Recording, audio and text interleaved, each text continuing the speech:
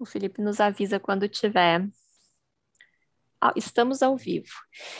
Então, boa noite a todos, todas e todes. É uma grande alegria que hoje a gente tem mais um encontro da nossa 10ª edição do curso de Neurociência Aplicada à Educação. E hoje com convidados muito especiais que já são praticamente corpo permanente do nosso curso, as professoras Diana, Helena e o professor Ronan têm participado conosco. Se nós estamos na 10ª edição, eu acredito que em 9 eles estiveram presentes e nos ajudam muito a fazer essa interface entre a neurociência e a educação. Eles estiveram envolvidos de alguma forma com as edições anteriores do nosso curso e com o curso de especialização em neurociência e educação, né? A Diana e a Helena foram docentes do curso e o Ronan foi aluno da primeira turma de especialização em neurociência aplicada à educação. Então, as professoras e o professor têm formação na área de educação, né? Cada um em um curso específico, mas com atuação voltada à inovação pedagógica, que é o tema principal da aula de hoje, suas relações com a neurociência. A gente agradece muito essa parceria tão profícua e tão importante para nós. E eu vou deixar à vontade para vocês se apresentarem e iniciarem esse compartilhamento aqui conosco. Posso começar, então? Pode, Eu professor, sou por a favor. professora Helena Maria Birgmello, trabalho na Unipampa, colega da Pamela, e também, né, o Ronan, colega do Ronan, porque nós estamos juntos não só no grupo de pesquisa, mas também no grupo de orientações, né, do doutorado. E como a Pamela já falou, eu venho junto com o grupo, junto com os meus colegas, principalmente Diana e Ronan, nos desafiando a pensar essas relações entre inovação pedagógica e neurociência, e o que isso pode, de certa forma, interferir nessa forma de formação mesmo nossa e da nossa prática, né? Então, o grupo de pesquisa, que a gente vai comentar um pouquinho depois, nos dá essa caminhada. E, claro, que muito do que a gente percebe é da prática, né? Eu sou professora da graduação e da pós-graduação, e trabalhamos com ensino, pesquisa e extensão e gestão, e muito a gente percebe o quanto a neurociência nos ajuda a sermos melhores pessoas e também melhores professores. Boa noite, todas e todos. É uma grande alegria estar aqui. Fiquei muito emocionada quando a Pamela disse, né, retoma essa parceria que a gente estabeleceu há bastante tempo atrás, né, que tem sido valorizada agora com a aprovação do projeto, né, Pamela? Novamente vamos poder trabalhar com financiamento da FAPERGS, então isso mostra que o trabalho vem sendo reconhecido, que é importante, e hoje estando aqui, né, tendo o Ronan já se formado, sendo especialista em neurociências aplicada à educação, uma parceria já de 11 anos com a Helena, né, e a Pamela conhecendo também desde 2010 na Unipampa, onde comecei a ser professora universitária no campus Uruguaiana, e desde lá mesmo que em diferentes caminhos, depois no campus Bagé e agora na Universidade Federal de Pelotas, a gente segue, na verdade, ampliando as nossas articulações, as nossas parcerias, mas sempre unidos, né, nessa intenção e nessa necessidade que são as transformações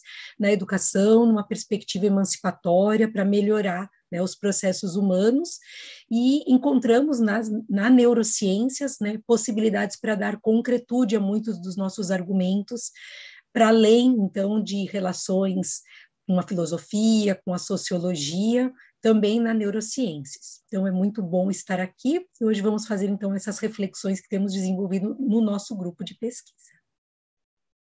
Olá, pessoal. Meu nome é Ronan Moura Franco, sou professor de Educação Básica na Escola Moacir Ramos Martins, professor de Ciências. Tive contato com este tema através de um curso também, não lembro qual era a edição, devia ser a 4ª ou 5ª edição, já faz um tempo. E depois, com a especialização, nos aprofundamos a estudar um pouquinho mais, e foi onde eu, a Di e a Helena nos começamos a articular também e a fundamentar nossa prática em aspectos da neurociência e a reconhecer como ela poderia contribuir, qualificando, né, as nossas práticas educativas, as nossas aulas, as nossas falas, o nosso planejamento, de várias formas. A neurociência veio contribuir para que a gente se tornasse professoras e professores melhores. Então, eu acho que estar aqui na 10ª edição, que é uma edição especial, convergindo esforços, né, coletivos, demanda tantos esforços de tantas pessoas, né, mas, acima de tudo, porque a gente acredita e a gente percebe o potencial realmente da neurociência e dessa articulação com a educação que está tendo, né? E a gente ontem ainda a gente construindo essa apresentação, a gente já tecia mais relações entre neurociência e educação, que são coisas que a gente está ampliando a nossa própria compreensão e vendo como realmente existe um potencial de qualificação da prática, né? Então, a gente está aqui porque a gente acredita muito nesse projeto, né? E muito obrigado a Pamela por sempre lembrar da nossa presença. Acho que é bom dizer que também baseado, né, nas nossas aprendizagens pela neurociência, a gente organizou, então, essa nossa aula em 3 momentos, né, que são os momentos pedagógicos descritos pelo professor Celso Vasconcelos na metodologia dialética em sala de aula. Então, a gente vai começar buscando mobilizar todos os participantes a partir de um vídeo, para adentrarmos no tema. Depois, a gente vai apresentar um conjunto de reflexões e relações com um aporte teórico, no sentido da gente e construir conhecimentos que articulem aspectos da neurociências com características da inovação pedagógica, e no final a gente apresenta algumas perguntas e está sempre aberto para que todos e todas possam fazer perguntas, de modo a gente organizar cada um em si sínteses, né, para a gente verificar as nossas próprias compreensões acerca do que nós nos propomos a trazer. Acho que a gente pode passar o vídeo. Se você pudesse fazer algo para diminuir a criminalidade, melhorar a qualidade da educação e da saúde, elevar a renda das famílias e aumentar a qualidade de vida na sua região, por onde começaria?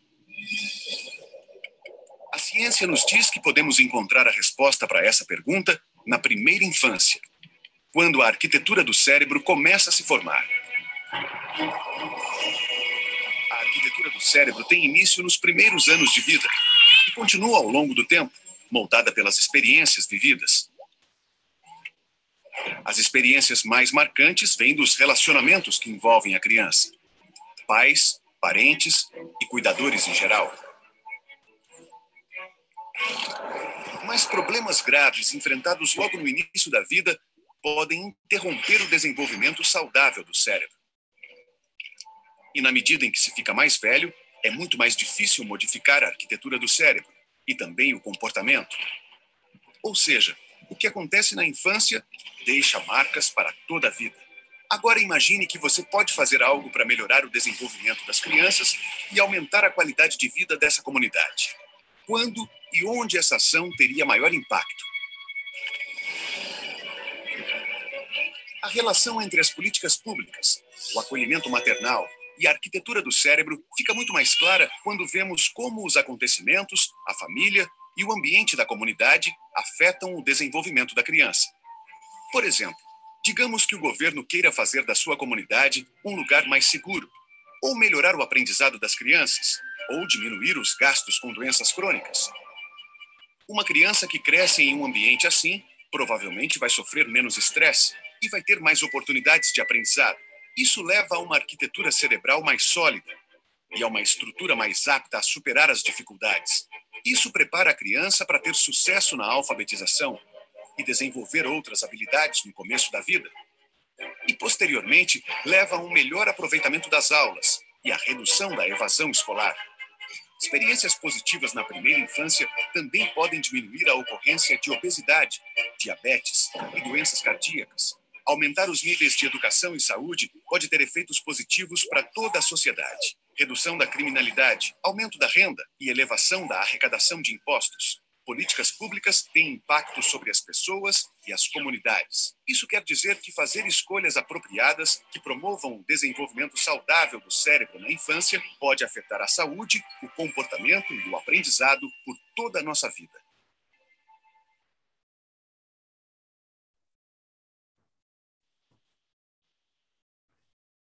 A gente escolheu esse vídeo porque ele nos dá uma compreensão ampla de como que as nossas ações e intervenções educativas podem contribuir para a qualificação para a melhoria da qualidade de vida a longo prazo, né? Mas a gente quer estabelecer também uma relação em como nós podemos estar intervindo na nossa prática pedagógica em sala de aula, que é onde a gente consegue alcançar. A gente sabe que a nossa prática em si não tem toda essa dimensão ampla que foi evidenciado no vídeo, mas a gente sabe que o conjunto de todas as práticas articuladas, de todos os educadores, de uma escola, das redes de ensino, vão influenciar e vão ter um impacto muito grande em todas a formação, né, dos nossos alunos, e seja na educação básica ou na educação superior. Então, as relações que a gente quer estabelecer com vocês hoje, a partir dessas relações, né, vem ao encontro desse objetivo, que é refletir sobre as contribuições da inovação pedagógica para a necessária transformações das práticas educativas, considerando alguns aspectos da neurociência. Ou seja, a gente reconhece que existem necessidades de transformações das nossas práticas e, de forma coletiva, assim como a gente vem fazendo no nosso grupo de pesquisa, que a gente fez para construir esse momento com vocês, a gente gostaria que vocês também refletissem conosco de que forma a gente pode refletir sobre essas contribuições da inovação pedagógica nessa interlocução com a neurociência. Acho que pode passar, Helena. Antes de passar, Rona, eu queria também comentar um pouquinho da importância de pensarmos nas políticas públicas, né?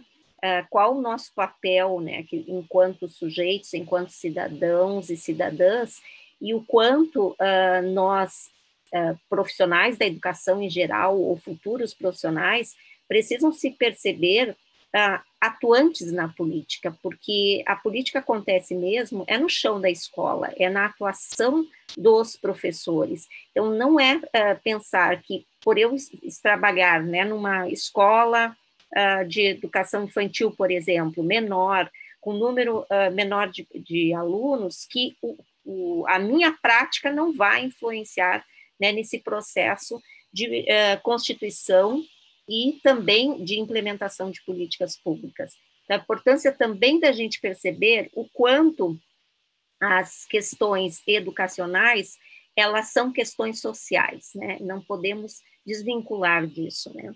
E esse objetivo que se traz hoje é justamente para a gente pensar nas aproximações possíveis, né? Nós não trazemos nada pronto e dizer assim, a gente tem essa fórmula, porque não se tem, porque tudo é processo, e principalmente pensar a inovação pedagógica... Como disse a professora Diana, a inovação pedagógica na perspectiva emancipatória, que é a que nós trabalhamos, é a que vai nos dar esse suporte, né, de pensar as práticas e quanto a neurociência pode nos ajudar a melhorar essas práticas.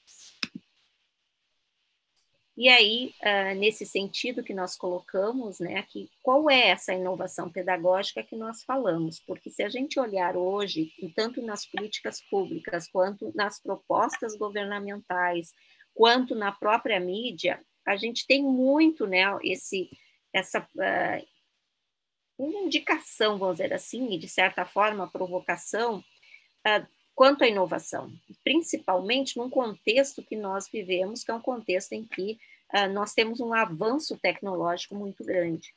Mas nós, quando trazemos aqui a ideia de inovação, nós estamos delimitando o que é a inovação pedagógica, a inovação na educação, pela educação, mas em que perspectiva? E aí a gente vai conversar um pouco sobre isso também, para que a gente possa, no final, né, ter possibilidades de compreender a partir de referenciais teóricos também que nós estudamos. Então, a gente está falando de inovação pedagógica a partir de uma perspectiva sociológica no campo social que é a educação. E para isso a gente vai estar trazendo alguns autores, em especial a socióloga Helena Singer, né, que é uma educadora com quem a gente aprendeu, e ela diz que a inovação é aquilo que as pessoas e as comunidades criam com base em uma pesquisa, em conhecimento, com metodologia clara da realidade em que vivem, para enfrentar os desafios sociais que são vividos naquele seu contexto.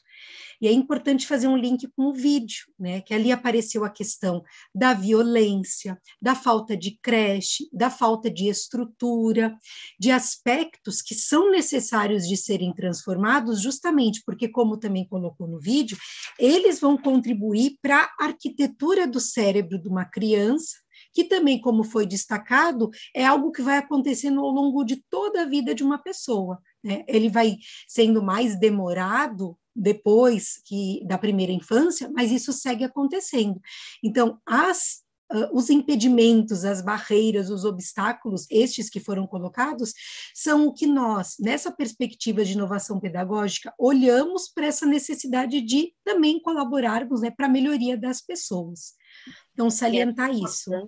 É importante, né, Diana, colocar que a Helena Singer, ela sempre né, destaca que a inovação ela acontece com e pelas pessoas. Então, a importância né, de nós, enquanto espectador, pensar que esse grupo de pessoas, ou as pessoas que estão convivendo conosco, principalmente nos nossos espaços educativos, elas se dão nesse contexto de possibilidades coletivamente. Então, a inovação também tem que ser pensada num processo coletivo, em que os sujeitos estão envolvidos. Então, todo esse desenvolvimento, né, de pensar em termos de como se organiza e que desafios estão aí, eles acontecem e que nos ajudam, né, a nos mobilizar, a nos movimentar também na escolha daquilo que, de alguma forma, venha modificar, mas uma modificação, uma transformação para melhor, né? Para maior qualidade de vida,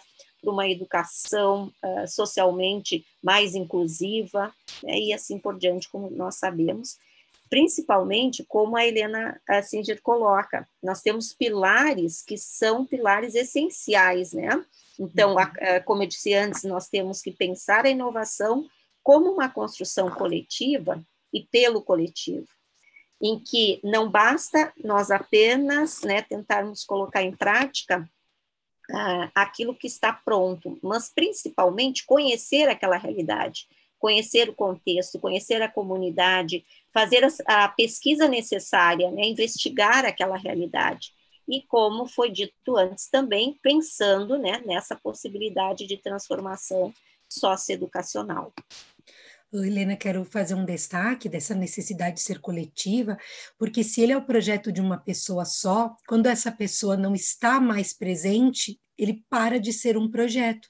Então, é importante esse coletivo para estar reconhecendo junto, por meio dessa pesquisa, né, o que precisa ser transformado, elaborar junto estratégias para transformação, para que seja o projeto deste grupo e ele permaneça com todas as etapas sendo desenvolvidas, organizadas e avaliadas por este grupo, porque senão, né, se é de um sujeito só, quando ele não está presente, o projeto não continua, né? Diana e Helena, eu acho que cabe destacar também que essas necessidades que a gente fala são necessidades de um contexto, né? São necessidades identificadas por cada uma das escolas, dos locais onde a gente percebe que existe realmente uma necessidade ou uma contradição que demanda a transformação das nossas práticas educativas. Ou seja, se é para as pessoas, pelas pessoas, né? Através delas, essas necessidades também são as necessidades que essas pessoas apresentam para a qualificação das práticas, ou seja, envolve um coletivo de uma forma orgânica, conforme a gente vai falar aqui mais para frente, ali nas demandas que a gente vai trazer. E foi a partir daí, né, Helena, que em 2016 a gente conheceu a Helena Singer. Em 2015 nós conhecemos a Helena Singer, entramos em contato com ela, com as ideias, e fomos em 2016 pensando, né, o que nos agregava enquanto professoras, pesquisadoras no ensino superior, e encontramos na inovação pedagógica uma possibilidade de organizarmos um grupo de pesquisa para que nele estivesse as nossas pesquisas, as dos nossos orientandos como forma de fortalecer também o nosso coletivo. E foi a partir disso, né, que nós estamos sempre em processo repensando o que a gente entende, compreende enquanto grupo como inovação na educação, como inovação pedagógica.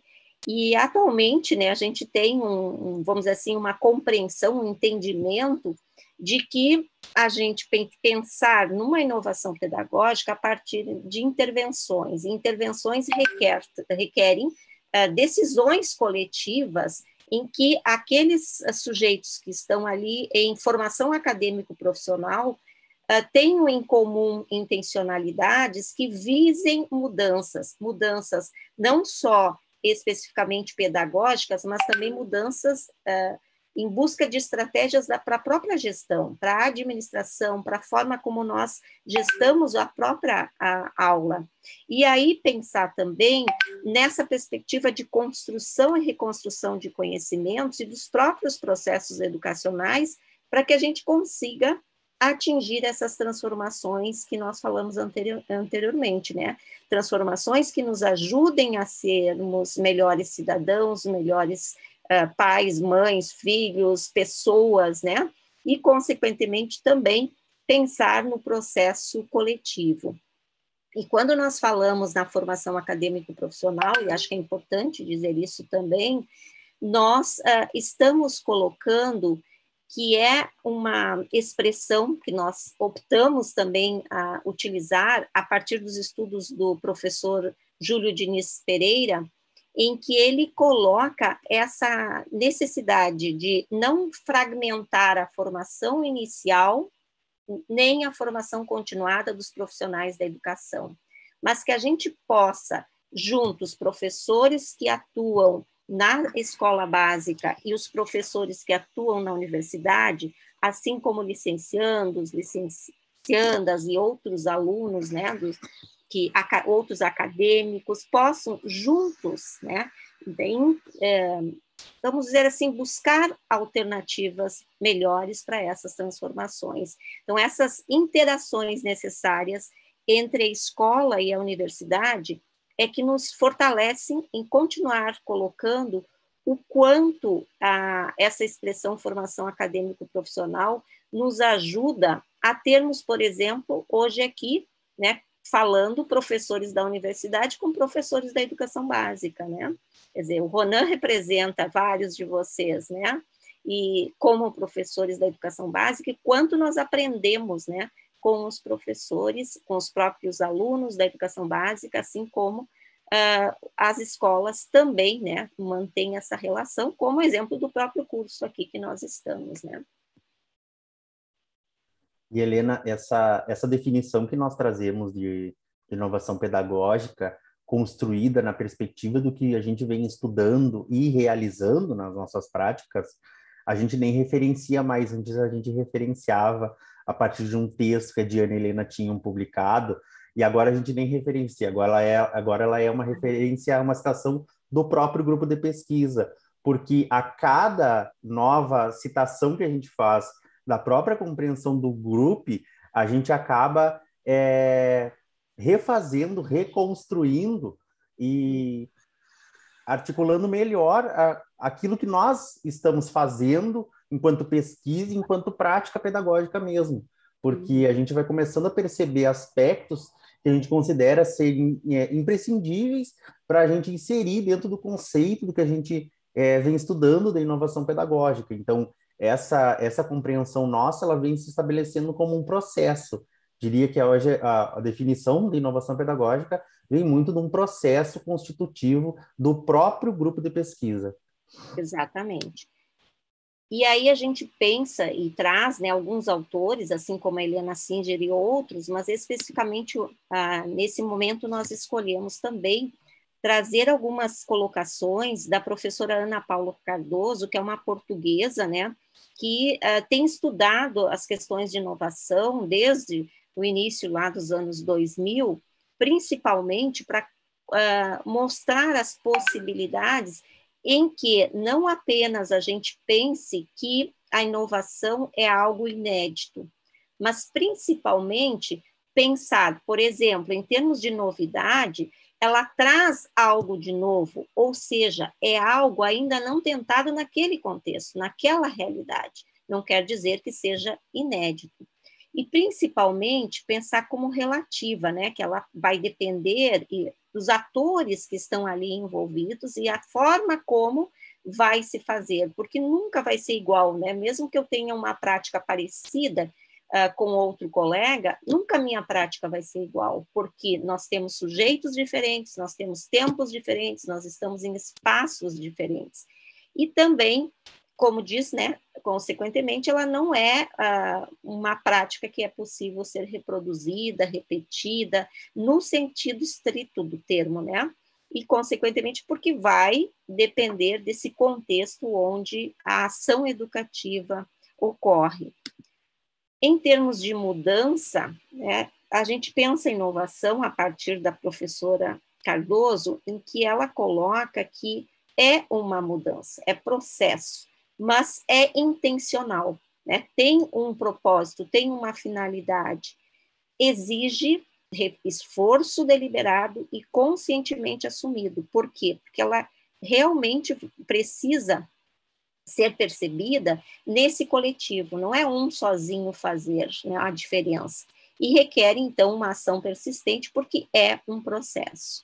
E em termos de processo, ela justamente se dá numa temporalidade, numa historicidade própria, porque vai depender daquele contexto em que ela está, vai requerer também que a gente pense, planeje, mas também pense nesse planejamento a ação, pensar uma nova ação, então faça a reflexão dessa ação, para que a gente possa verificar, então, as possibilidades, né, de transformação a partir daí.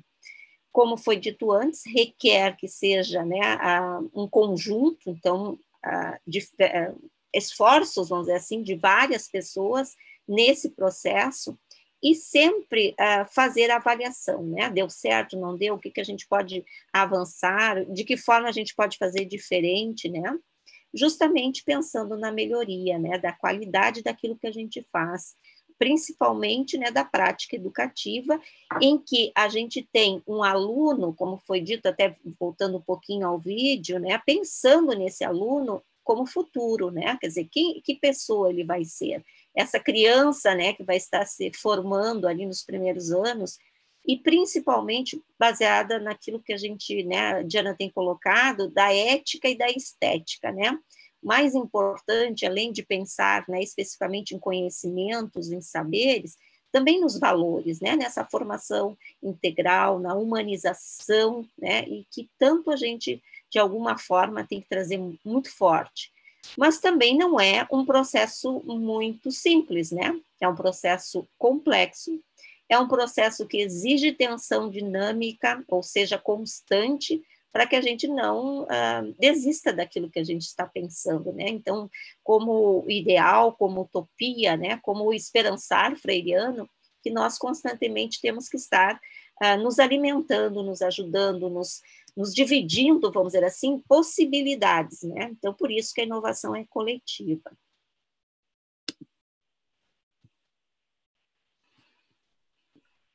E quando a gente estabelece essas compreensões que a Helena nos disse, né, em tantos termos que a inovação se constitui, a gente tem olhares e entendimentos críticos e reflexivos, assumindo que a inovação pedagógica ela é emancipatória. Porque assumindo que ela é emancipatória, a gente demarca de forma teórico-prática para nos distanciarmos da compreensão tecnocientífica ou tecnológica, principalmente, né, da inovação, aquela vinculada estritamente às tecnologias, ao uso das tecnologias e pensar muito mais em um processo constituído pelas pessoas, de forma coletiva, que querem modificar a partir de necessidades. E um conceito do qual a Helena já comentou também é a formação acadêmico-profissional docente, né? Porque é numa articulação entre teoria e prática, entre a pesquisa, o ensino e a extensão, entre a universidade e a escola, né?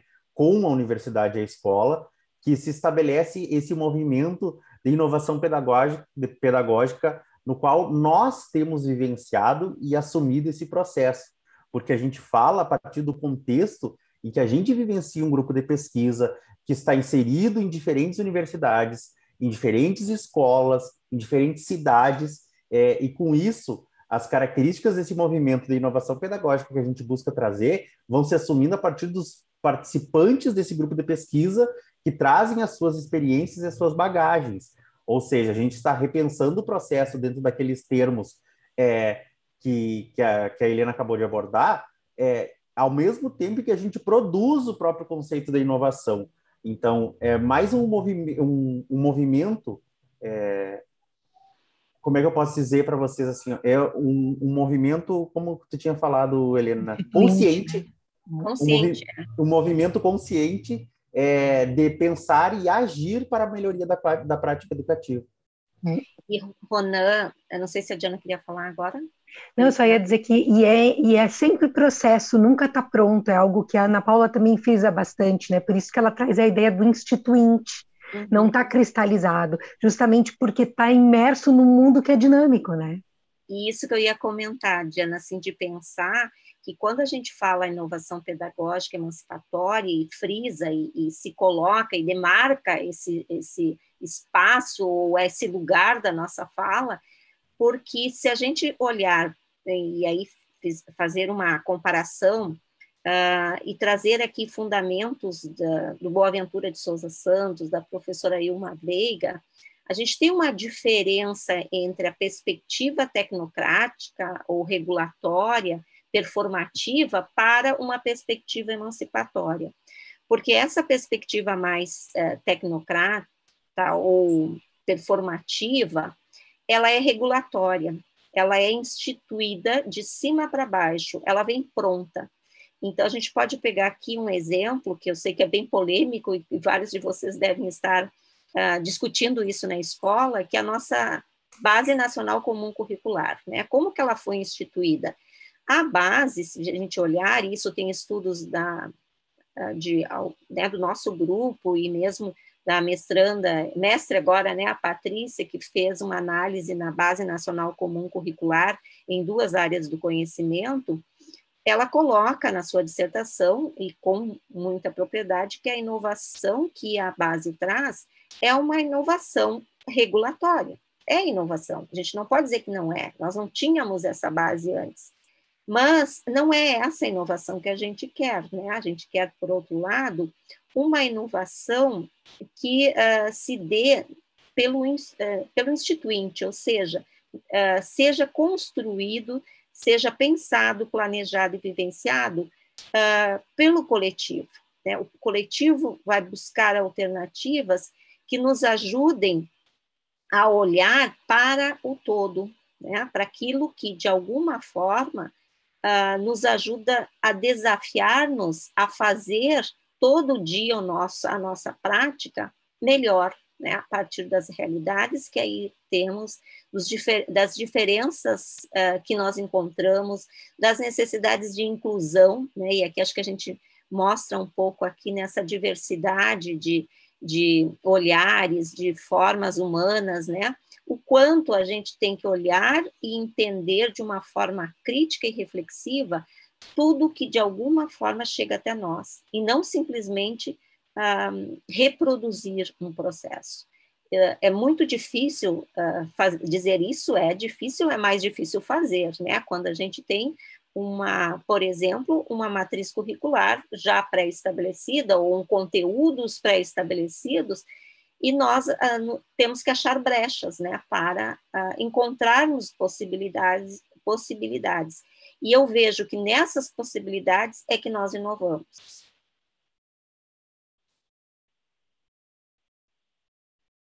Continuar, Rona? Eu acho que a gente pode avançar. E aí, pensando nessa articulação, né, de inovação pedagógica e como que a neurociência ela ajuda a enriquecer os nossos argumentos e aquilo que a gente vem estudando, e quando a gente começou a construir esses estudos sobre a inovação pedagógica, pesquisar e a produzir conhecimento, ao mesmo tempo a gente começou a se aprofundar também com a discussão sobre neurociência, né, durante a minha formação e a atuação da Helena e da Diana, né, enquanto a gente estava no curso de especialização, elas como docentes, eu estava como discente, ao mesmo tempo surge o grupo, então foi muito orgânica essa relação que a gente começou a estabelecer com a neurociência. Eu acho que muito desse movimento que a gente tem estabelecido de eu fazer algumas falas, algumas formações nas escolas ou intervenções nas aulas da Maíra,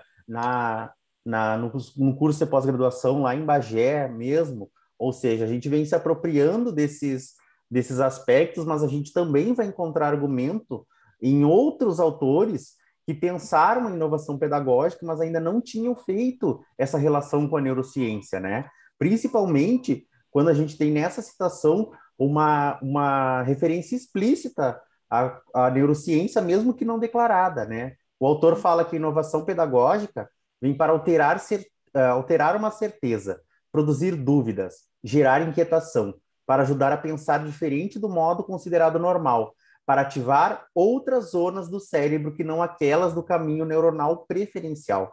A inovação pedagógica está para desestabilizar o pensar reprodutivo e instalar em seu lugar a inquietação, a ansiedade pelo saber mais, pelo entender o que não se entende, por compreender pontos de vista que à primeira vista podem parecer distanciados entre si. Ou seja, ao mesmo tempo que a gente reconhece o sujeito que tem capacidade de ser mais, de saber mais, de se transformar, a gente está pensando num movimento que provoca isso, que é a inovação pedagógica, e esse movimento busca, né, uma emancipação a partir dessas necessidades e uma necessidade coletiva. Então, eu acho que trazer essa citação também articula muito bem essa nossa fala de hoje com vocês, que são essas mudanças e como que a neurociência pode nos ajudar a modificar para melhor e qualificar as nossas práticas educativas. Acho que dá para a gente avançar, Helena. Eu pensei aqui numa outra questão, Rona, antes de ir adiante, principalmente quando aqui a gente tem muito claro que nós não temos que estar nos mobilizando, né? Sempre inquietos. Então, a inovação ajuda para isso, né? A pensar de uma forma diferente. E aí, para ativar outras zonas do cérebro, como diz aqui, porque você não vai diariamente fazer da mesma forma, de forma mecânica, né? Você precisa se inquietar e se desacomodar, ou, de certa forma, buscar outras maneiras, outras estratégias, até outras finalidades daquilo que se propõe, né?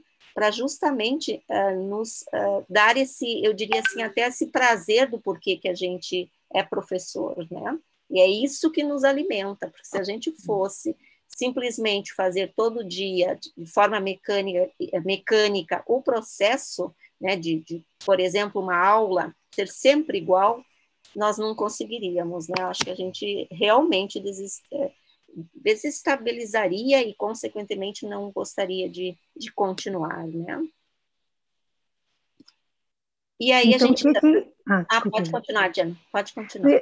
Aí o que a gente fez, né? Nós, nesse processo de estudo, conhecemos também os estudos da professora Maria Isabel da Cunha, que, a partir de pesquisas, elencou algumas características ou indicadores de inovação pedagógica, que são esses que estão aí. Relação teoria-prática, gestão participativa, e nós trouxemos também a relação com a cogestão, o protagonismo, a reconfiguração de saberes, relações socioafetivas e a novidade. E nós acrescentamos que nessas características estão presentes a coletividade, a criatividade e a coragem, nesse processo que é instituinte, inventivo e participativo.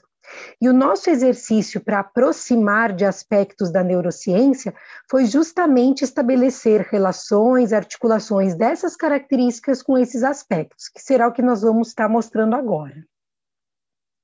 A gente fez esse esforço, pessoal, de pensar justamente conduzidos, né, a partir dessa questão de como a neurociência traz argumento para a necessária transformação da prática educativa, pensando realmente essas características, esses indicadores de inovação pedagógica, como que a neurociência pode potencializar esses indicadores na escola ou na universidade para que a gente consiga, né, realizar uma prática efetivamente transformadora para aqueles sujeitos. Aí, com isso, a gente convida vocês também a pensar como a neurociência traz argumentos para a gente transformar as nossas práticas educativas a partir desses aspectos da neurociência que a gente vai abordar agora. Nesse sentido, vão ser essas articulações que são aproximações teórico-práticas que a gente faz. Hoje a gente está falando com vocês aqui de forma teórica, mas que a gente também busca exercer e reconhecer nas nossas práticas. Então, a gente vivencia muitos desses processos também. A gente construiu essa aula de hoje, a gente dialoga com vocês se utilizando de aspectos da neurociência, né? Toda a organização, toda a forma, toda a boniteza, até mesmo com que a gente constrói os próprios slides, são levando em conta já aspectos da neurociência, porque a gente considera que isso vai favorecer com que você se aproprie dos conhecimentos discutidos hoje. E o primeiro conceito que vocês já devem ter ouvido muito aqui durante o curso, até a professora Pamela falar, que eu acho que é o conceito principal dentro da neurociência, porque é aquilo que estabelece o saber mais do ser humano, aquilo que nos dá a característica de seres humanos inacabados, que é o próprio movimento da inovação pedagógica, é a neuroplasticidade. A neuroplasticidade como essa capacidade da gente mudar, adaptar o cérebro ao longo dessas nossas experiências e vivências, mudando de forma estrutural. Se a gente tem essa capacidade de aprender, de modificar a nossa estrutura cerebral e aprender ao longo da vida, em alguns momentos de forma mais expoente do que outros, mas a gente aprende ao longo da vida, a gente é capaz de modificar a nossa prática e de modificar as nossas formas de ensinar e aprender. Com isso, a gente aproxima, dentro daquilo que é da inovação pedagógica, a reconfiguração dos saberes. E é muito importante a gente pensar a reconfiguração dos saberes, porque são os saberes, não só aqueles específicos que a gente ensina para os nossos alunos, mas são aqueles saberes da docência, aqueles saberes sobre a nossa própria prática, a aprender sobre os nossos alunos, a repensar, a reavaliar a nossa prática, ou ainda as novas aprendizagens que nós somos capazes de construir ao longo de todo o processo, de acordo com as necessidades que emergem. Pensem que a neuroplasticidade foi uma categoria que a gente muito se utilizou dela nesse contexto de pandemia, porque a gente teve que se reinventar e reaprender a nossa própria docência, reinventar a própria escola e universidade em casa. Ou seja, a gente teve que se utilizar de estruturas e a gente consolidou essas estruturas, né? Isso foi a níveis estruturais, tanto que a gente está hoje, a gente tem uma familiaridade maior com as próprias tecnologias de informação e comunicação, porque isso foi uma necessidade, foi uma transformação coletiva também que levou a que a gente tenha esse processo hoje do ensino emergencial remoto. Isso parte também na ideia, né, Ronan, da gente reconhecer a legitimidade das diferentes fontes de saber. Então, é justamente uma postura de inovação pedagógica porque rompe com aquela dualidade, né, do saber científico, da cultura erudita, mas não, existem fontes diferentes de saber, a gente pode partir dos saberes dos estudantes, dos conhecimentos dos estudantes, justamente porque a gente reconhece que há uma capacidade integradora entre o ser humano, a natureza, né, entre as diferentes disciplinas, as diferentes áreas. Então, ela se coloca como uma característica, um reconhecimento de que é uma atitude de inovação pedagógica que leva em conta justamente esse aspecto da neuroplasticidade, né, num viés da neurociências. Principalmente quando se coloca, né, a questão de que a gente não pense que só o conhecimento científico é o conhecimento, né, primordial, que a gente precisa também fazer essa relação do que quanto esse conhecimento científico vai ajudar também a melhorar a minha prática enquanto sujeito de um contexto que muitas vezes tem um conhecimento só do senso comum, né? E não ignorar isso, né? Como você disse, né, Diana, não criar dualidades, mas possibilitar diálogos entre diferentes saberes, entre diferentes formas de estar no mundo, né? E aí entram questões muito importantes, justamente porque o cérebro consegue, né, como diz ali, ao longo das nossas, né, das nossas experiências e vivências, tendo, né, cada vez mais essa capacidade, né, de mudança. Podemos ir adiante, Ronaldo? Acredito que sim. Outro aspecto da neurociência que nós elencamos como muito pertinente de ser discutido e que a gente consegue estabelecer, tecer uma aproximação com um indicador da inovação pedagógica é a memória. Pensando na memória como essa categoria que nos constitui enquanto seres humanos, que conseguimos recordar e estabelecer essas relações, né, com o meio e com os outros, sendo a capacidade de adquirir, formar, conservar e evocar essas informações armazenadas no cérebro. Estabelecendo uma aproximação com a neurociência, a gente consegue pensar principalmente nas particularidades, na subjetividade, nas individualidades de cada sujeito professor, de cada sujeito aluno e suas experiências, e como isso é importante para a prática educativa, de como a gente carrega esses nossos saberes prévios e como a partir deles nós vamos conseguir potencializar aquilo que se ensina e se aprende, né? As particularidades, as nossas vivências, as relações que nós conseguimos estabelecer serão muito melhores se a gente leva em conta esses saberes, principalmente se nós somos sujeitos ativos e protagonistas, que a gente considera esse nosso saber e que a gente dá sentido para as nossas experiências, né?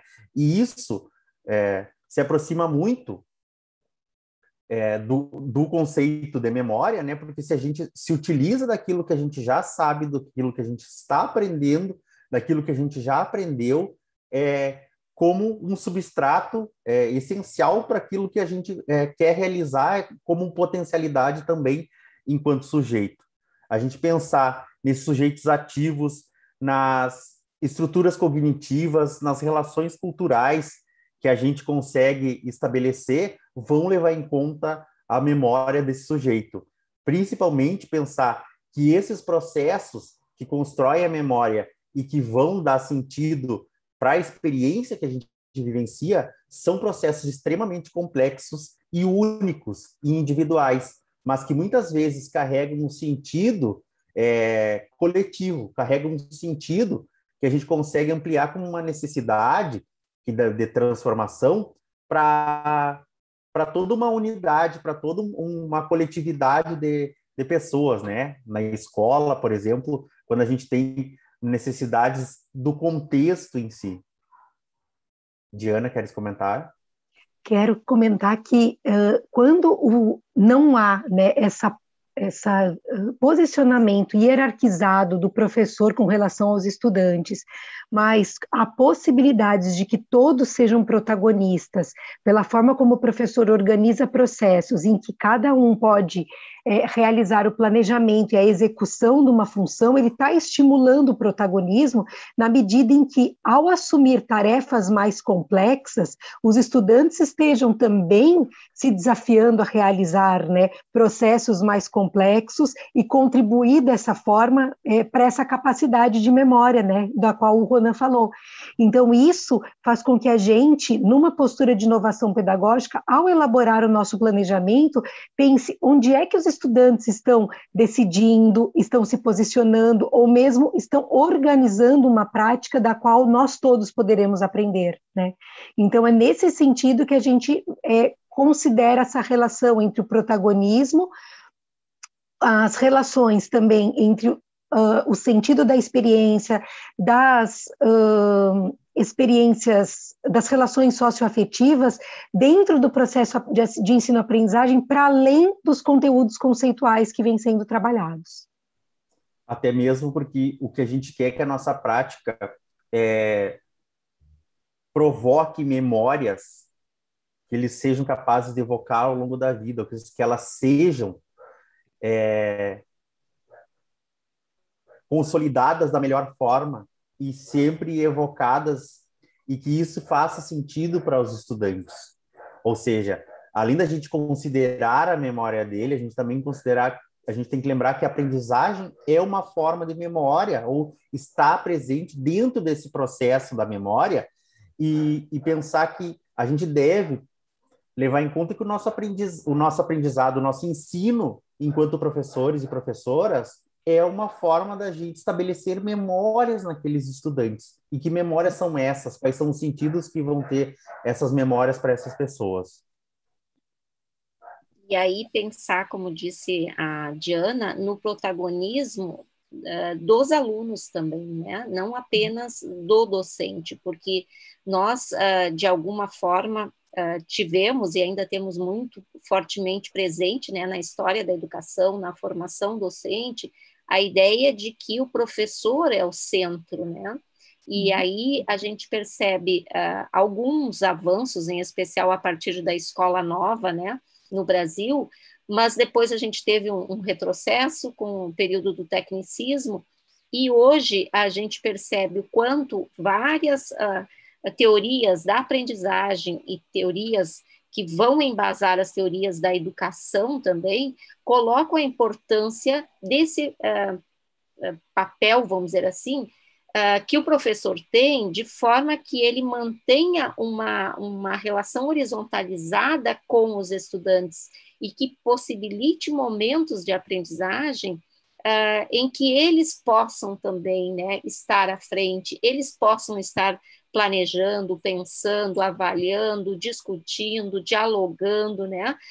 Como diz Freire, né, criar uma relação dialógica, dialética, a partir de uma realidade, da realidade do mundo em que eles vivem, né? Porque eles sabem melhor do que a gente também encontrar alternativas para essas situações, que a gente chama também, né, que Freire diz, situações limites, né, que muitas vezes nos possibilitam, então, criar experiências que são muito significativas, que nós não esquecemos, né? Todos nós temos memórias, como, né, disse o Ronan, significativas da nossa trajetória enquanto educandos, enquanto professores, enquanto sujeitos, né, desse processo educativo, desde a educação infantil, né, em diante, até hoje na educação superior e assim por diante, né? Ronan e Helena, eu queria dar um exemplo, e com isso acho que vou me despedir aqui do nosso curso, que está tão bom, né? Mas eu tenho aula, gente, peço desculpas, que é a última aula do semestre, mas é só um exemplo para a gente pensar isso na nossa prática, aliás, dois, que tem a ver com as metodologias que a gente escolhe, né? Então, quando a gente promove uma atividade em que os estudantes têm que organizar um seminário, quando a gente trabalha com a sala de aula invertida, a gente está oportunizando esse protagonismo por parte dos estudantes, essa organização dos conhecimentos e também organizando possibilidades de experiências mais significativas.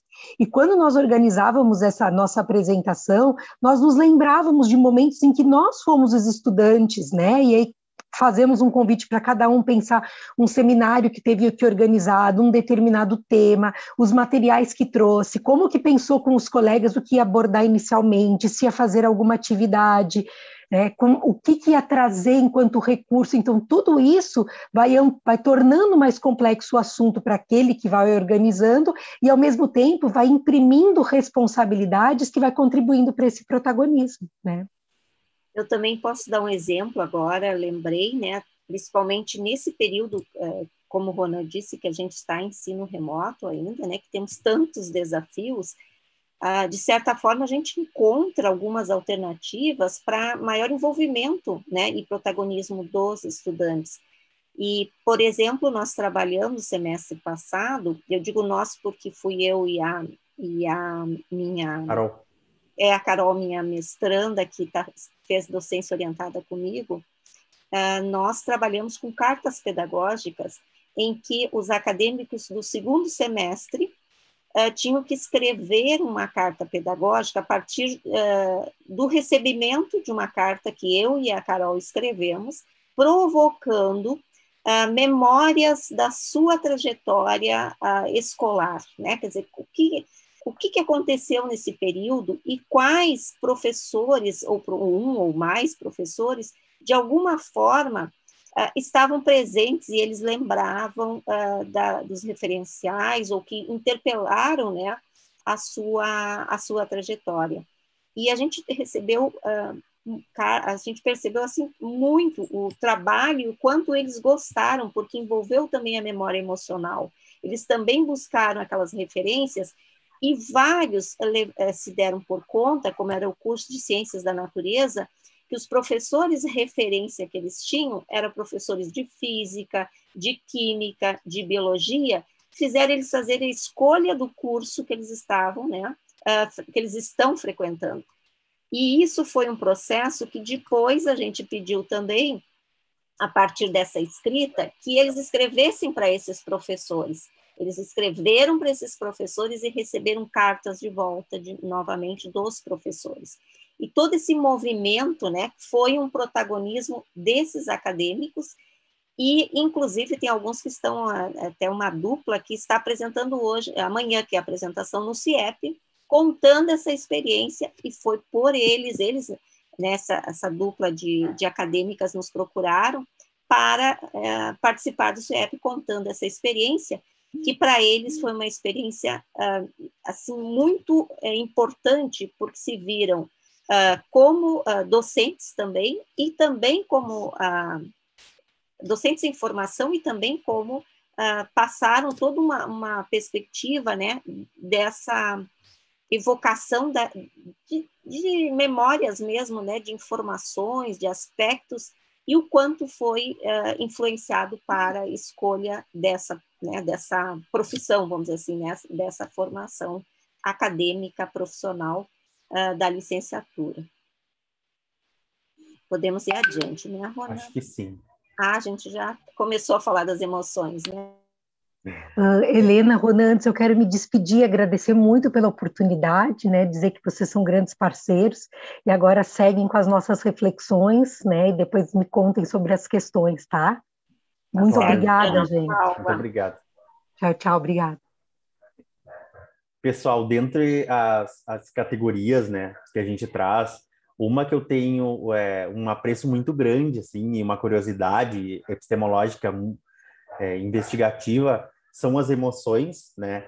Primeiro que eu sou produto dessas emoções, a gente investigando a neurociência e a própria fisiologia, como a própria professora Pamela traz, é um processo de autoconhecimento, né?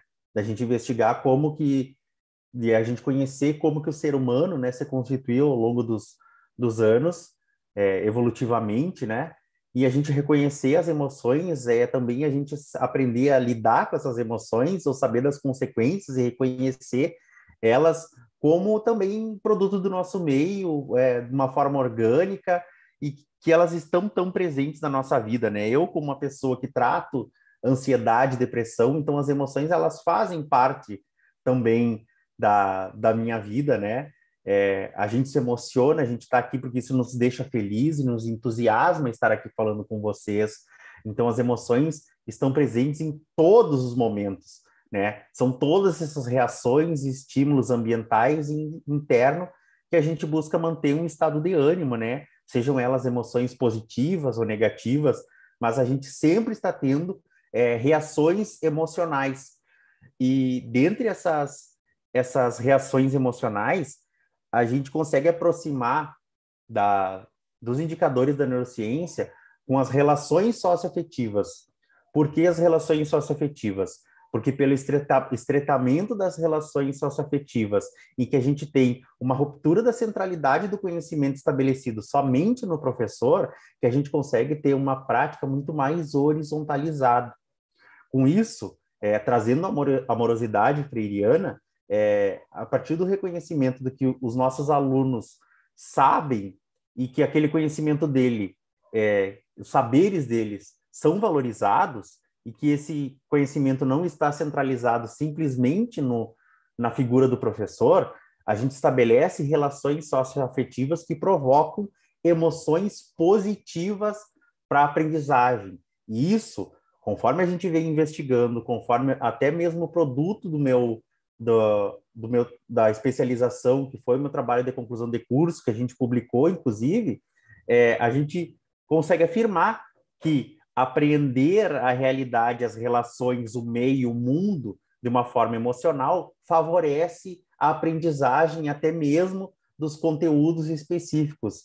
Então, a gente provocar situações em que a gente promova emoções positivas, até mesmo de estresse, mas que isso faça com que os nossos estudantes mantenham a atenção, sintam-se felizes ou desafiados, muitas vezes, facilita o próprio processo de ensino-aprendizagem daquele conteúdo específico que às vezes é tão difícil lá na física ou tão difícil lá na matemática, né? Mas no ensino das ciências da natureza, que é onde eu atuo, esse estabelecimento de um contexto favorável para a aprendizagem se estabelece muito a partir da mediação que o professor vai realizar dentro da sala de aula, mas também pelo gosto de aprender, pelo prazer e o entusiasmo dessas relações que o professor estabelece com o aluno e que os alunos estabelecem entre si.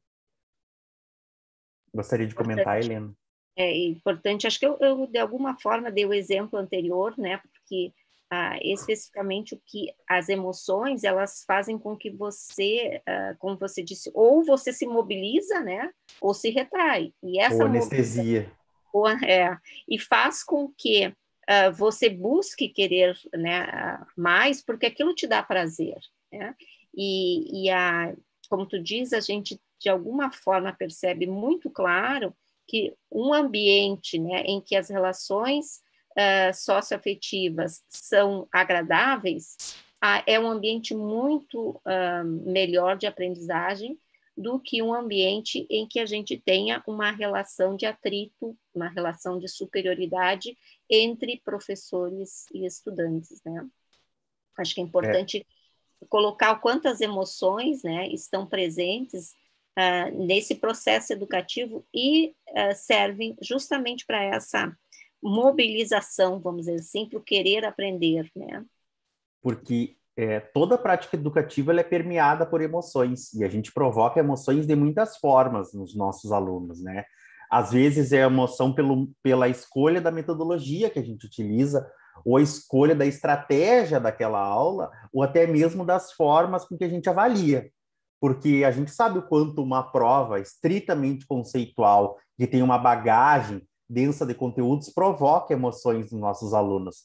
Eu não estou dizendo que isso não que deve ser rechaçado ou a gente deve desconsiderar, mas a gente não pode negar que aquilo provoca nos nossos alunos reações e estímulos que para alguns podem ser favoráveis, levar eles a aprender mais, mas assim como para outros pode ser totalmente desfavorável e que aquilo pode reprimir ele em relação ao conhecimento e ele perder esse entusiasmo e essa curiosidade epistemológica. Podemos avançar. Entre as categorias também que a gente consegue aproximar da neurociência com inovação pedagógica estão as funções executivas, né? As funções executivas agora como uma categoria neurocientífica muito mais ampla, né? Porque ela vai ser um conjunto de habilidades cognitivas que buscam, né, regular pensamentos, emoções e ações envolvidas na tomada de decisão. E a gente pensar na tomada de decisão como essa nossa capacidade que a gente tem de avaliar, de conseguir regular, de decidir aquilo que é melhor para aquele momento. E isso passa muito pela nossa prática pedagógica enquanto professores, de decidir por este ou aquele método, de decidir a forma com que a gente vai ensinar, mas principalmente quando a gente consegue desenvolver um processo que a gente que a gente exercite nos alunos as funções executivas. Com isso, eu dou um destaque principalmente para os 3 momentos pedagógicos que a gente está utilizando aqui para organizar essa aula, porque eles vão delimitar de uma forma teórica e epistemológica como que o conhecimento deve ser apresentado, no entendimento de que isso favorece a construção de saberes, né? Pensar nessa perspectiva orgânica do processo de ensino-aprendizagem, essas funções executivas, e essa perspectiva orgânica vem essa apreensão do conhecimento dos alunos, ela não se dá de maneira solta. O conhecimento escolar, esse conhecimento acadêmico, ele não vai se estabelecer em qualquer relação. É um conhecimento sistematizado. E por ser sistematizado, muitas vezes as áreas, até as ciências da natureza, possuem metodologias próprias, possuem abordagens que se caracterizam. Então, deve ter essa perspectiva orgânica do conhecimento, pensando que esse conhecimento ele deve passar pelo crivo do professor, que o professor deve organizar, pensando a melhor forma do aluno aprender, e que nesse processo a gente também aprenda a ensinar de uma forma melhor. E a gente traz ainda a gestão participativa e a cogestão, pensando que essa gestão coletiva, ou até mesmo a cogestão que a gente tem assumido no grupo, de mais de um professor conduzir as aulas a partir do seu planejamento, ela é favorecida com as funções executivas, porque a gente vai levar em conta planejar, intervir, implementar, avaliar, reconfigurar o próprio processo educativo. Porque quando a gente pensou essa aula de hoje, que foi construída numa gestão participativa, né, numa cogestão desse momento aqui, a gente está pensando desde o planejamento até quando a gente está executando e dialogando com vocês, os saberes da Helena, os saberes da Diana e do Ronan, numa comunhão, ou seja, como que a gente se organizou e a gente levou em conta a função executiva, o tempo que a gente tinha para falar para vocês, quais foram as renúncias que a gente fez de conhecimento ou até mesmo de outras demandas que a gente tinha para estar aqui. As funções executivas fazem que a gente, reconhecendo elas, a gente consiga estar aqui de uma forma muito melhor, ao mesmo tempo que a gente consiga desenvolver em vocês, a partir de conhecimentos, estratégias, metodologia, saberes, essas relações entre a neurociência e a educação e a inovação pedagógica.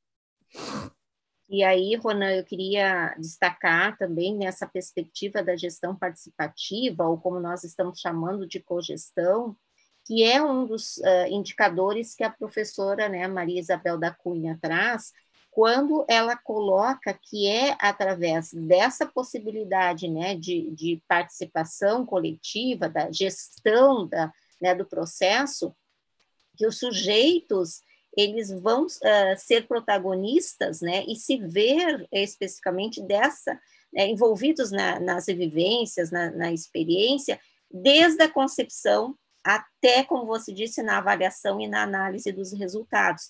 E eles se veem sujeitos desse processo inovador. Então, a importância de pensar na corresponsabilização, né, de trazer e mostrar que ele é capaz, principalmente os nossos estudantes, né? Que muitas vezes a gente considera, né, não é muito difícil, ele não vai conseguir fazer, né? A gente tem que desafiar mesmo para pensar e mostrar que é possível. Claro que o professor ali vai estar sendo um mediador, né? Vai estar assessorando, mas possibilitar situações criativas, né? Vivências criativas a partir, né, principalmente dessas possibilidades. A própria cogestão, na organização, por exemplo, de trabalhos em grupos, né, de pequenos grupos em que eles precisam estar trazendo essa autonomia, esse protagonismo frente a desafios. Então, situações, problemas que o professor, por exemplo, possa trazer e compartilhar, né, com essa possibilidade dos estudantes também mostrarem o quanto são capazes, né? E, Helena, e se a gente pensar no gerenciamento da própria sala de aula, se individualmente o professor, a gente já tem dificuldades para organizar aquilo que vai ser ensinado ou não, né? Ou muitas vezes a gente encontra obstáculo, não vou falar que a gente tem dificuldades, pense em decisões e acordos coletivos. Isso tem que estar muito bem claro, isso tem que estar muito bem organizado, não é simplesmente uma necessidade que vai ser decidida por todos. Essas funções executivas, elas são demandadas quando a gente se relaciona de forma coletiva, quando a gente pensa no saber do outro, né? Aquilo que eu vou considerar para a tomada de decisão. Então, a gente precisa evocar esse conjunto de habilidades, literalmente, assim, que a gente vai ter que exercer para essa tomada de decisão, né? Então, a gente conseguiu trazer as funções executivas dessa forma, pensando tanto no processo de ensino-aprendizagem, quanto na cogestão da sala de aula, né, dos processos educativos. E até da própria escola, né? Fiquei pensando o quanto a gente precisa das funções executivas para a organização desse ambiente escolar como um todo, porque nós temos processos participativos que são exigidos na escola. A gente tem conselho de classe, a gente tem conselho escolar, a gente tem grêmio estudantil, a gente tem espaços em que os acadêmicos precisam estar protagonizando, e muitas vezes a gente tem dificuldade de mostrar para eles, ou eles se sentirem capazes, né? E a gente percebe quanto no desenvolvimento dessas funções executivas a gente encontra, né, vamos dizer assim, esse espaço necessário para isso, né? Podemos ir adiante? Claro. Aí, uma característica também da neurociência, que é o estímulo sensorial, né, é que a gente já reduz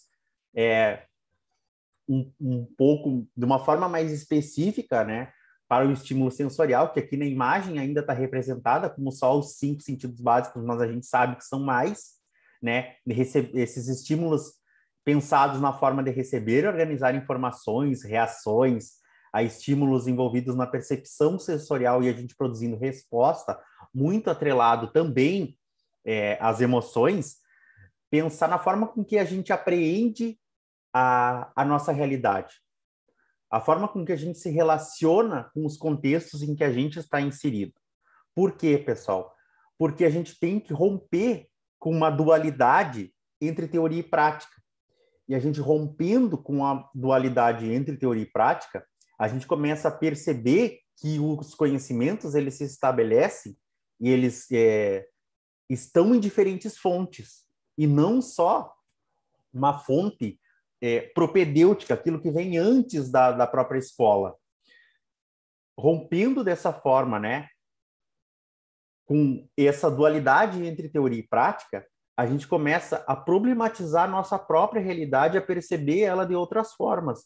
E isso acontece, retomando lá a pesquisa que eu realizei com o conhecimento da realidade. Isso acontece por diferentes vias. É a forma com que a gente escuta, é a forma com que a gente percebe o outro, é a forma com que a gente avalia. Isso tem muita relação com nossos estímulos sensoriais. Por quê? Problematizando a realidade, a gente começa a sentir ela de outra forma. E sentindo o outro, sentindo a realidade, através desses estímulos, a gente começa também, enquanto professores, a estabelecer outras relações, e não só de trazer o conhecimento pronto, mas de que os nossos alunos consigam fazer relações desse conhecimento com as suas vidas, né? De propor, por exemplo, outras metodologias ativas, mobilizar eles para que eles sejam autores, né, desse processo ou integrantes desse processo. E também, né, Rona, a gente não pode considerar que primeiro tem a teoria para depois a prática, né?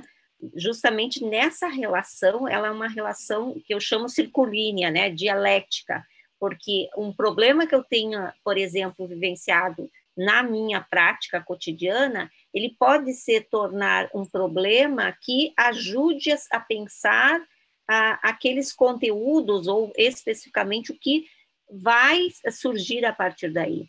É maior desafio para o professor? Né? Porque a gente tem que buscar alternativas em que muitas vezes a gente... E aí acho que é importante também colocar que nós não somos especialistas num assunto só, mas também não sabemos tudo, porque por isso que a gente fala do coletivo, né? Eu preciso do outro para aprender junto. Por exemplo, você está trazendo aqui todo um conhecimento de neurociência, né, do curso que você fez, que eu não tenho este curso. Então, a complementação da possibilidade, através do diálogo, de espaços coletivos, de formação também dos professores é necessário. Pensar nessa possibilidade de planejar práticas, né, que levem em conta a ação, reflexão, a inovação, leve em conta essa possibilidade da interdisciplinaridade, né, da contextualização, que tu também pesquisou também, né, Ronan? E o quanto a gente precisa, né, desse coletivo. Então, para que esses saberes sejam realmente, né, melhor propostos, né, frente à nossa realidade atual mesmo, né, educacional. E, Helena, considerando aquilo que a Pamela traz ali como comentário, que a Pamela disse assim no chat, que nessa questão sensorial é importante considerar que, além das informações e reações aos estímulos externos, a condição interna também é importante, que já temos muito interoreceptores, percebendo estímulos do meio interno.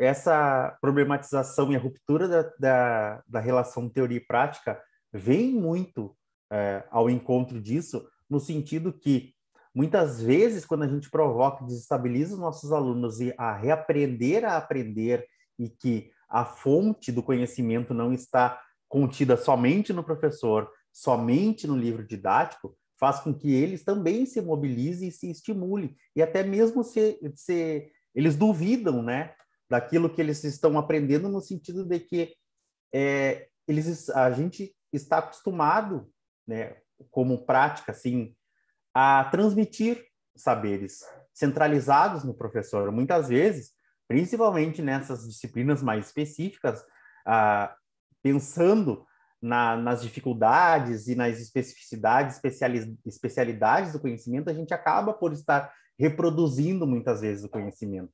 E isso faz com que os nossos alunos também estejam acostumados a aprender dessa forma, e se reconhecendo os seus estímulos internos e essa necessidade de aprender, a gente estabelece outras formas de conduzir, muitas vezes, o processo de ensino-aprendizagem. Acho que a gente pode passar, e aí tem o último estímulo, a última categoria neurocientífica, né, que eu sempre gosto de trazer, que é a novidade, e essa novidade foi falada no vídeo, foi falada ao longo da nossa fala, porque a novidade, enquanto uma categoria neurocientífica, tem sentido quando a gente busca variar as nossas formas de ensinar, de aprender, estimular a mudança de ambiente ou as formas de se apresentar os processos e objetos do conhecimento.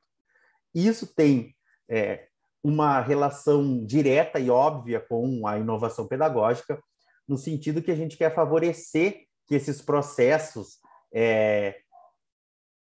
constituam os sujeitos e que essas construções de conhecimento sejam pertinentes e significativas para a vida deles.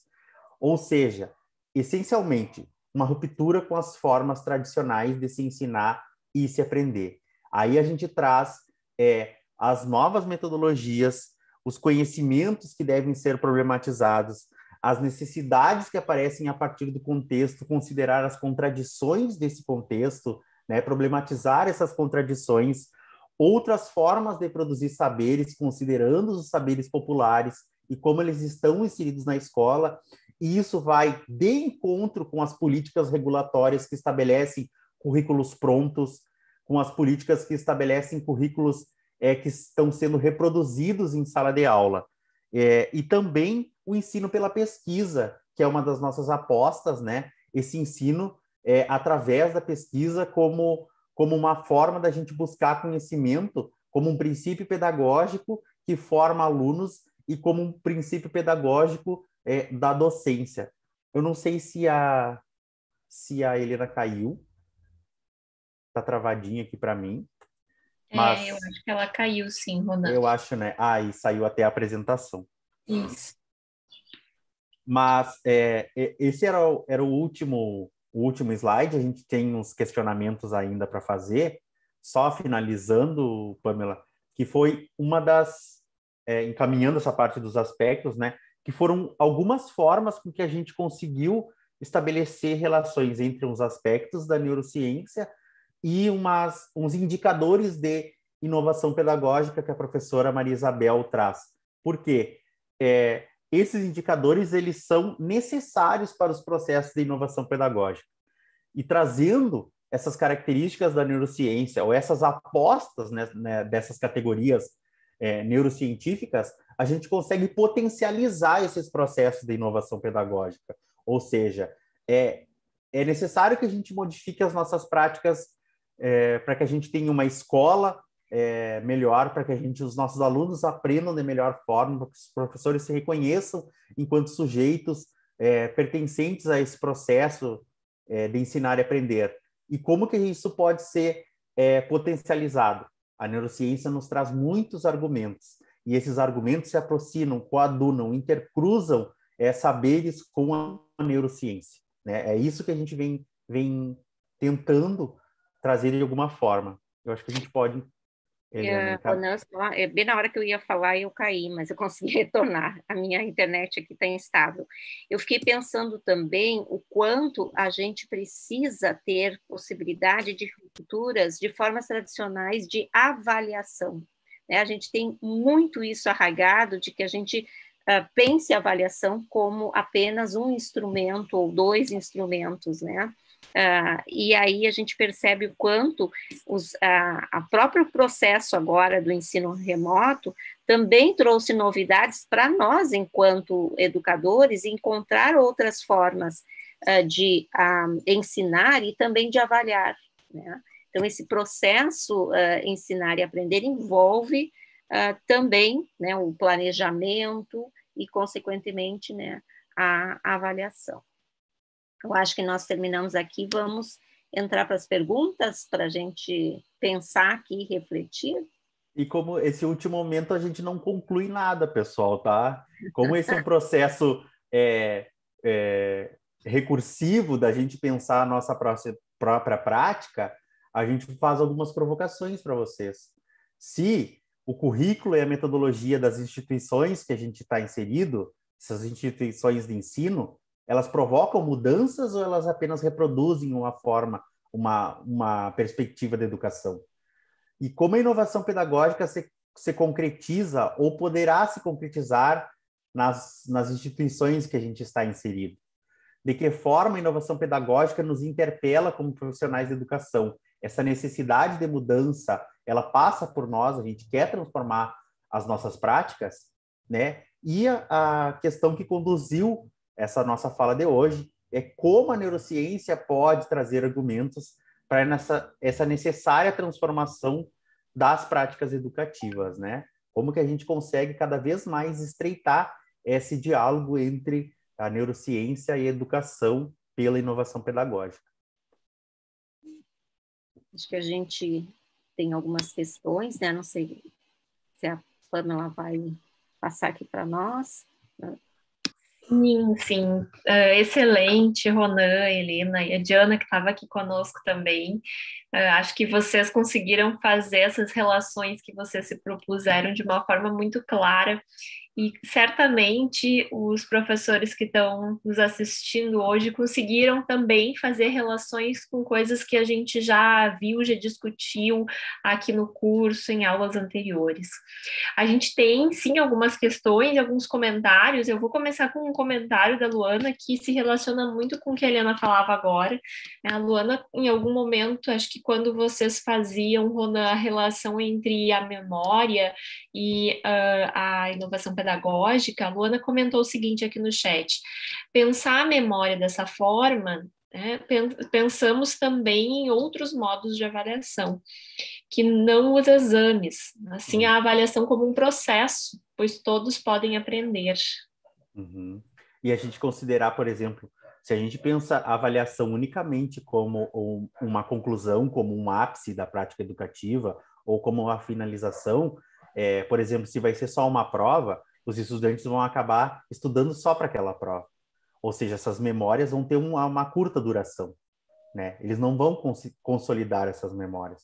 Se a gente pensar numa avaliação que considere o processo, a gente está pensando também que esse processo vão ser memórias persistentes, né, e muito mais significativas para esses estudantes.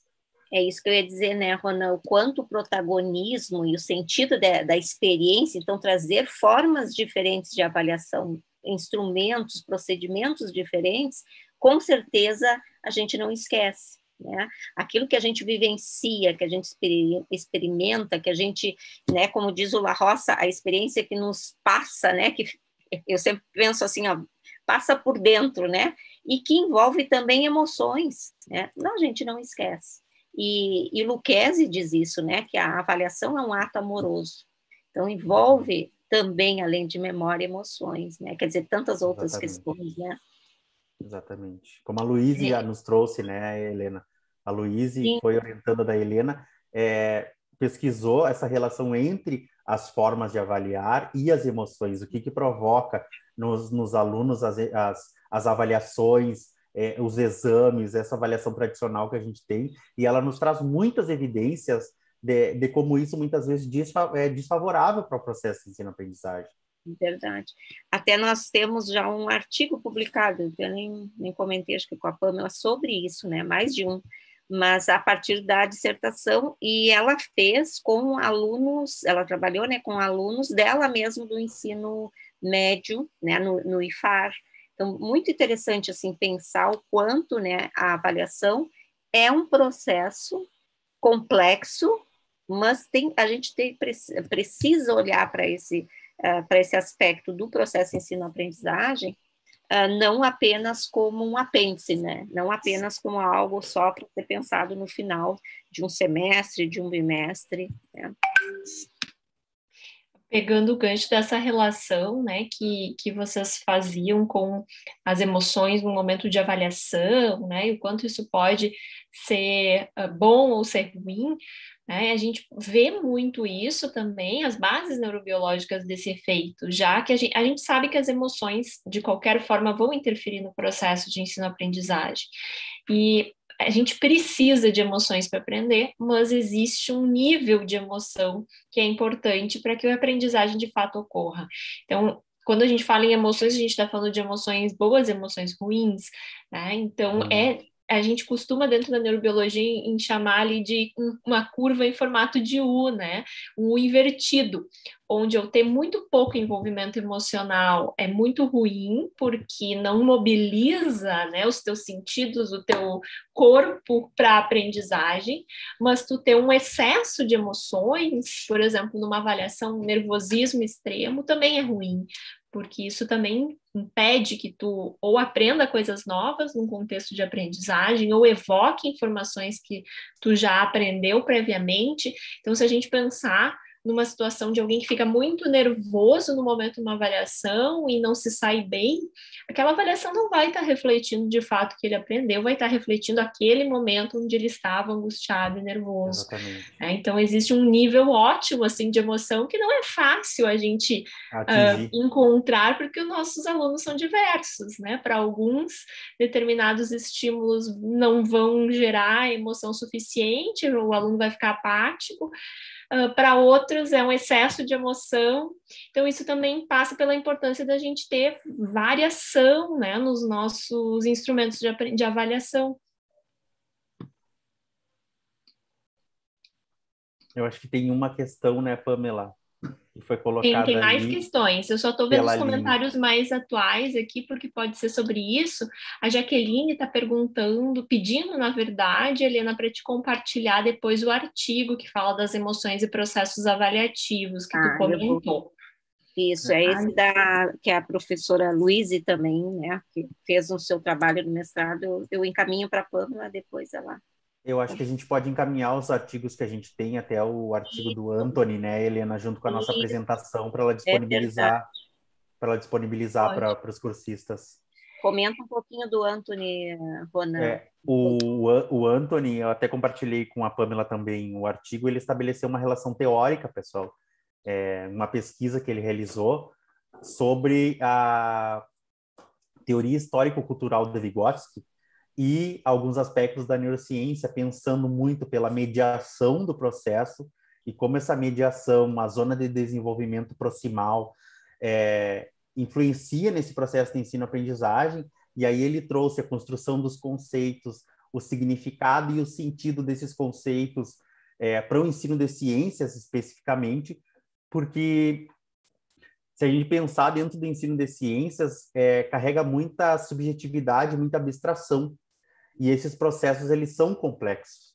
Então, tem muito de investigação ainda para ser realizada de como que os alunos, esses processos são constituídos, né, mentalmente pelos alunos, e como que a gente pode favorecer. Então, foi bem interessante, foi uma relação preliminar que ele estabeleceu, com toda uma teoria do Vygotsky, trazendo argumentos da neurociência, que basicamente falam os mesmos aspectos de diferentes formas. Até porque foi um TCC, né, Rona, de graduação, Isso. mas foi muito importante.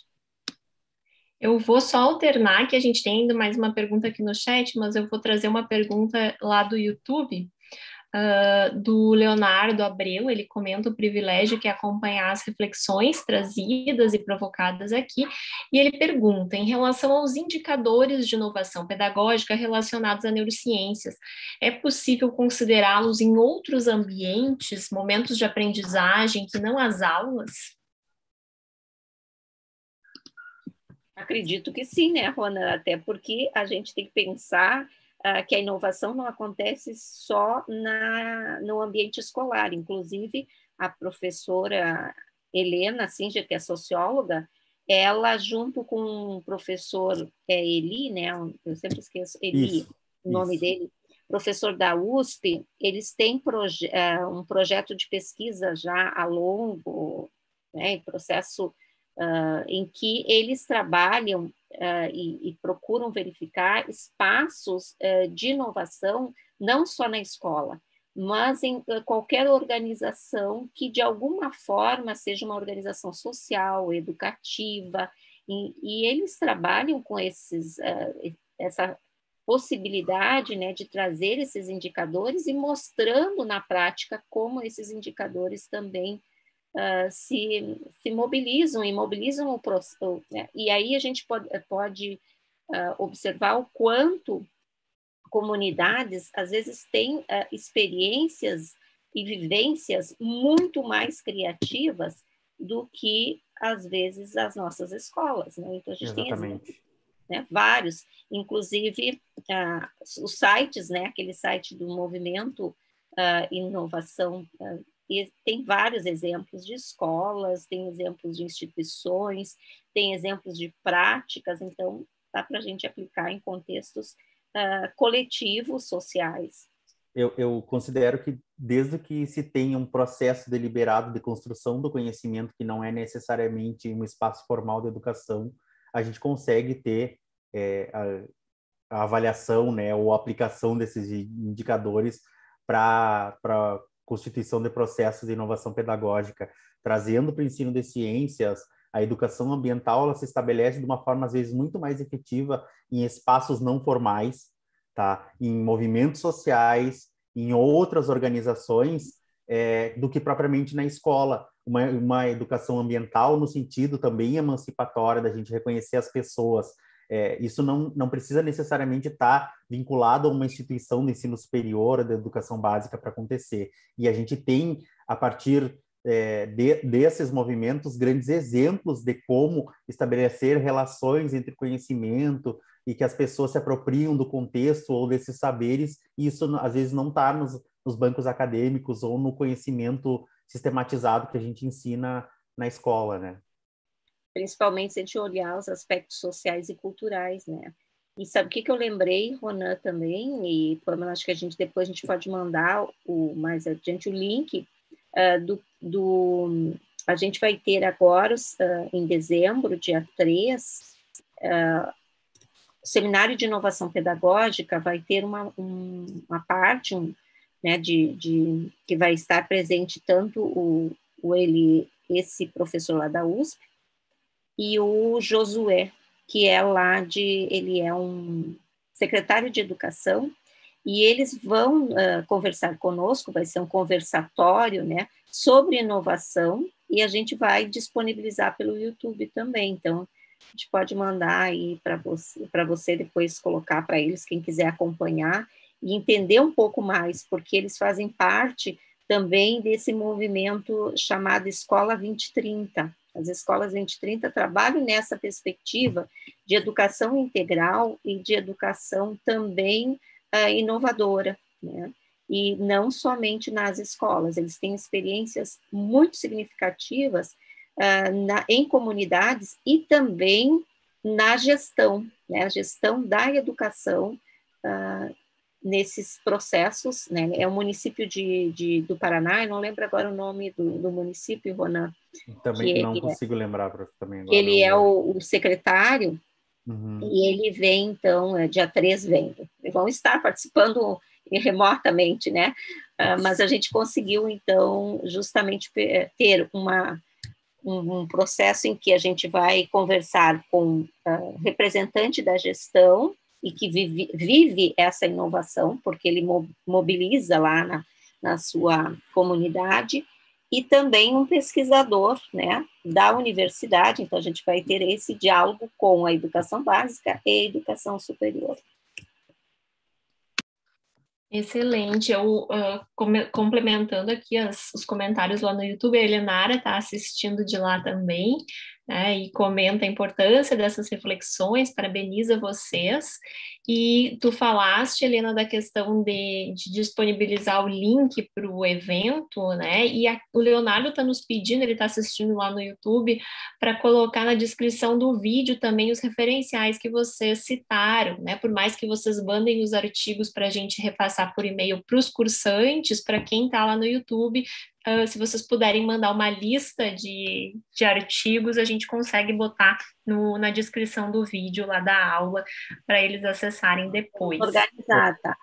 Pamela, é interessante também, por exemplo, que o pessoal procure o grupo no Instagram. Eu botei aqui no chat, eu vou botar lá também no YouTube agora. Isso, porque no perfil do Instagram tem o site do nosso grupo de pesquisa, e no site do nosso grupo de pesquisa tem a biblioteca com a maioria das produções dos integrantes, que tem lá os artigos que nós publicamos, que a Luísa publicou, e muito mais referencial, principalmente sobre inovação pedagógica, né? E alguma coisa que a gente já escreveu sobre neurociência também. Inclusive, eu botei lá no YouTube, no Instagram de vocês. A gente tem uma pergunta da Aline, que fala sobre o tamanho das turmas, né? Ela pergunta, dependendo do número de alunos em uma sala de aula, não fica mais difícil o acesso à bagagem cultural de cada aluno para que a gente possa criar as conexões necessárias à aprendizagem? Com certeza, porque a gente não consegue atingir e impactar todos da mesma forma. E quando a gente tem turmas muito grandes, a gente tem uma tendência a homogeneizar muito mais os conhecimentos. Aí a gente tem o que o Delizoikov e o Ongot trazem, que é um problema de profundidade e extensão da nossa prática. Quando a gente tem turmas muito grandes, a gente não consegue aprofundar muitas vezes, e a gente tende a estender, né? Estender a nossa prática, e vai acabar por a gente linearizar muito mais os nossos alunos, e a gente não consegue aprofundar naquilo que é o interesse, muitas vezes individual deles, ou valorizar essa subjetividade. Como a minha experiência na educação básica, as turmas que eu tenho na escola pública, por exemplo, são turmas de até 24 alunos, são turmas mais reduzidas. Então, esse conhecimento, né, essa prática de querer principalmente da gente conhecer mais o aluno e tentar trazer um pouquinho mais da bagagem cultural, do contexto para a escola, acontece de uma forma muito mais orgânica, porque a própria escola já é uma escola que atende a uma comunidade, e aí essa escola tem identidade daquela comunidade em que ela está inserida. E aí eu já vi agora a pergunta da Fabiana, e me antecipando, Pamela, um pouquinho, que ela pergunta como transpor os obstáculos, principalmente das escolas particulares para implementar a inovação pedagógica, e justamente essa é uma das características, né? A escola privada, ela não atende uma comunidade que tem uma característica ou uma identidade específica, mas principalmente ela atende vários contextos diferentes, ela atende vários alunos de diferentes localidades do município, e isso faz com que ela tenha uma identidade muito mais, às vezes, da rede do que ela carrega, que é um currículo institucionalizado, do que das pessoas que estão inseridas nela. Isso é muito mais pelo currículo, que é um currículo que não é produzido muitas vezes pelos sujeitos, né, pelos professores, pelos alunos, é um currículo mais rígido, e isso impede de realizar-se, muitas vezes, esses movimentos de inovação pedagógica. Por quê? Porque a gente já tem uma lista de conteúdos para trabalhar, a gente já tem, muitas vezes, até metodologias que devem ser desenvolvidas na escola, a gente já tem como que o processo deve ser avaliado. Como que a gente tenta insurgir, e eu falo também dentro da minha própria prática, aí eu acho que no que a gente é capaz de alcançar com a nossa atuação dentro da sala de aula, a gente consegue promover uma prática que, aos poucos, vai modificando isso, que a gente vai mostrando a importância para a gestão, para a coordenação. Os alunos começam a reconhecer a importância de diferentes abordagens, e eu acho que isso é uma forma também da gente insurgir aí essas questões, mas dentro das escolas privadas é um desafio, e eu me coloco também como professor de uma escola privada, como professor de uma escola pública, mas eu vejo que a gente encontra algumas possibilidades, mesmo que menores, mesmo que seja mais difícil, né? E eu posso te dizer, Rona, que por mais que seja mais difícil e desafiador, tu consegues fazer isso, né? Um depoimento como mãe de um estudante teu numa escola particular.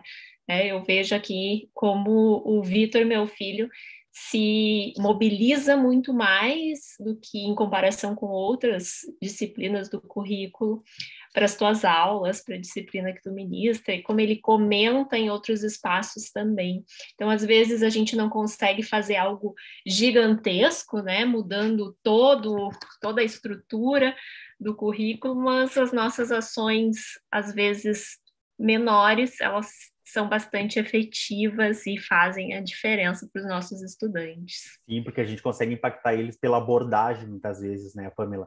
E eu acho que isso, daqui a pouco, também é uma forma da gente inovar pedagogicamente, porque esse processo tem que fazer sentido para nós. Esse processo ele tem que ser significativo para mim, enquanto Ronan. E que legal que eu encontro eco num outro professor, e aí a gente vai se mobilizando coletivamente. Mas, primeiro, esse processo tem que nos tocar, nos interpelar, enquanto sujeito. Acho que muito bom isso que tu coloca no final, né? E eu vou fazer uma relação com algo que vocês disseram lá no início da aula, né? Quando vocês estavam relacionando as questões da arquitetura cerebral, né? E das mudanças na arquitetura cerebral, que no fim das contas é a neuroplasticidade, né? Essas mudanças que a gente faz na microarquitetura, eu diria, né? Porque às vezes a gente, na verdade, às vezes não, a gente não enxerga essas mudanças nem em exames de imagem cerebral, são mudanças microscópicas, mas que guardam lá nas nossas sinapses, nas nossas redes, tudo que a gente aprende. E vocês comentavam, né, como essas mudanças na arquitetura cerebral são necessárias e são induzidas pela inovação pedagógica, são necessárias para a aprendizagem, e vocês relacionaram, né, que a inovação pedagógica, trazendo acho que a Helena, se não me falha a memória, como isso se relaciona, como isso se dá, a inovação com e pelas pessoas. E eu complementaria, né, dizendo que a própria mudança, a própria neuroplasticidade também se dá com e pelas pessoas. A gente precisa de interação, né, principalmente com o outro, mas com o ambiente de um modo geral, mas com o outro, e a partir dessa interação com e pelas pessoas, porque eu também preciso estar mobilizada para isso, é que a gente acaba conseguindo promover a neuroplasticidade e aprender, de fato, né? E fazer com que essas memórias persistam. Acho que vamos nos encaminhando para a finalização da nossa aula. Acho que eu trouxe todas as perguntas do chat e agradeço a participação de todos e de todas, foi excelente. A gente fica à disposição, né? Vocês podem entrar em contato conosco, a gente vai colocar lá os links, vai compartilhar os materiais que os professores citaram. Eu abro aí para as palavras finais do Ronan e da Helena, e aí a gente encerra a nossa transmissão. Vou agradecer novamente essa oportunidade de estar aqui. É um privilégio esse espaço que a gente tem de diálogo, de construção de saberes coletivos. Muito obrigado por vocês que tentaram manter a atenção plena nas nossas palavras, né? Utilizando numa categoria neurocientífica. Muito obrigado a Pamela e ao grupo do qual ela lidera por realizar esse trabalho tão inspirador e de referência, né? Não só pelo conteúdo que aborda, mas pela organização e pela beleza com que conseguem fazer muito em um contexto tão desprivilegiado da ciência e da educação. Eu cheguei a me arrepiar agora falando. O quanto é bonito o trabalho de vocês, o quanto é inspirador para todos. Então, muito obrigado por sempre querer manter essa parceria, muito obrigado por lembrar de nós com carinho, muito obrigado por sempre considerar que aquilo que a gente estuda e pratica é importante para ser socializado nos grupos. Muito obrigado, Helena, também, por ser essa parceira, essa orientadora e referência que está me fazendo aprender e ser um professor muito melhor também. Vou me emocionar aqui. Eu também faço das palavras do Ronan as minhas, né? E completaria que, de alguma forma, quando nós somos convidados a participar de atividades como essa, nós nos mobilizamos também, porque a gente tem que estudar, tem que pensar, e assim eu vejo, e falando aqui também das palavras que a Diana disse ontem, né? O quanto a gente consegue realmente também aprender, né? Quando a gente consegue estabelecer relações, quando a gente é mobilizada pela provocação, né? Então, a gente só tem a agradecer, né, a Pamela, ao grupo, né, por esse espaço, e também aos demais, né, aqui que estavam participando, os que estão acompanhando, né? Espero que a gente tenha, pelo menos, provocado um pouquinho, né, essa curiosidade de querer saber mais, de querer buscar, porque a aprendizagem e esse processo educativo, né, como a gente sempre diz, ele é realmente algo que nos possibilita a querer saber mais, mas também a entender o quanto nós somos importantes nesse processo, mesmo sendo estudante, professor ou qualquer outro profissional, no processo de formação e, em especial, o quanto a gente consegue, de alguma forma, nesse momento assim tão insólito que nós estamos vivendo, são esses processos que nos dão o esperançar, né? Eu uso bastante no sentido de que o esperançar nos mobiliza, né? Então, muito obrigada. Nós que agradecemos, somos muito felizes sempre em ter a participação de vocês, essa parceria do grupo com o Pop Neuro anualmente nos nossos encontros, e mais fortalecida ainda, né? A Diana mencionou no início, com o nosso grande projeto que iniciaremos no próximo ano, aqui com algumas escolas de Uruguaiana. Então, agradeço imensamente pela aula maravilhosa, usando as palavras que estão aparecendo aqui no chat, né? Maravilhosa, encantadora, né? E maravilhosa se repete muitas vezes. A gente é muito feliz em tê-los aqui conosco. A gente vai encerrando, então, a nossa aula de hoje, lembrando a todos e a todas que estaremos... Pamela. Sim? Eu quero agradecer ao Ronan e à Diana, mas principalmente ao Ronan. Quando ele estava falando, sabe aquela coisa de orgulho? Muito orgulho mesmo. Parabéns, viu, Ronan? Gosto muito de te ouvir. Foi excelente. Então, a gente finaliza aqui.